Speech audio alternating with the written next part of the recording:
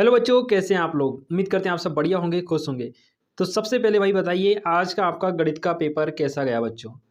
हाँ जी, सभी लोग फटाफट से कमेंट करके बताएं आज आप गणित में कितने नंबर का पेपर करके आए हैं बच्चों।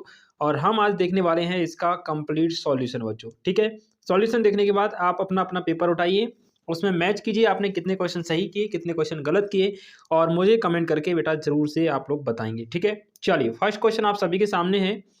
निम्न में से अपरिमेय संख्या है, इसका राइट आंसर था बच्चों √23 यानी फर्स्ट वाला ऑप्शन।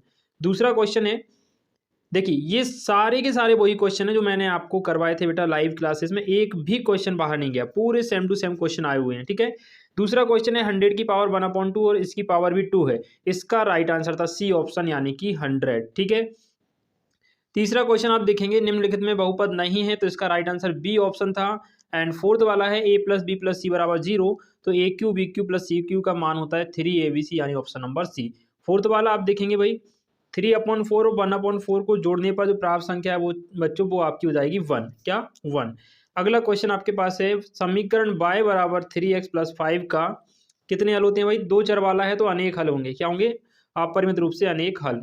इसके बाद आपके रिक्त स्थान थे भाई, बिंदु 4,0 कहाँ स्थित है, कौन से अक्ष में बेटा, एक्स अक्ष में, क्योंकि y का मान 0 है तो एक्स अक्ष हो जाएगा। y = a का आलेख किसके समांतर होगा, एक्स अक्ष के समांतर। बे रेखाएं जो एक ही रेखा के समांतर होती हैं परस्पर भी बच्चों समांतर होती हैं। कैसी होती हैं, समांतर। एक समबाहु त्रिभुज का प्रत्येक कोण 60 डिग्री होता है। समचतुर्भुज के विकर्ण परस्पर समकोण पर समद्विभाजित करते हैं यानी 90 डिग्री पर। सभी समकोण एक दूसरे के बराबर होते हैं। कैसे होते हैं भाई, बराबर होते हैं। चलिए अगला क्वेश्चन आपसे पूछा गया था, सत्य और असत्य बताइए। देखिए तो यहाँ पर जो फर्स्ट क्वेश्चन है, वृत्त एक समतलीय आकृति है, राइट था भाई। बिंदु 1,3 समीकरण x + 5 x + y = 4 का हल है, तो ये भी आपका राइट था। किसी त्रिभुज में एक से अधिक समकोण हो सकते हैं, ये आपका रॉन्ग था। मूल बिंदु के निर्देशांक 1,1 होते हैं, ये भी रॉन्ग था।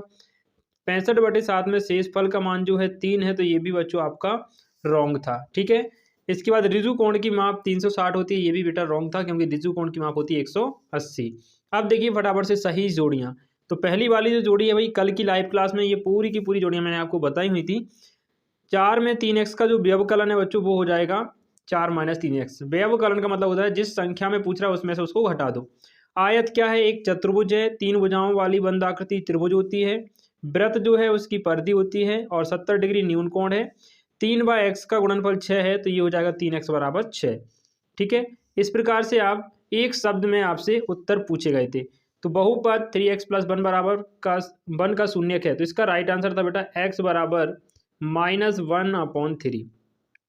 24 वस्तुओं को 3-3 के समूह में बांटने पर कितने समूह बनेंगे, तो भाई 8 समूह बनेंगे। कितने, 8।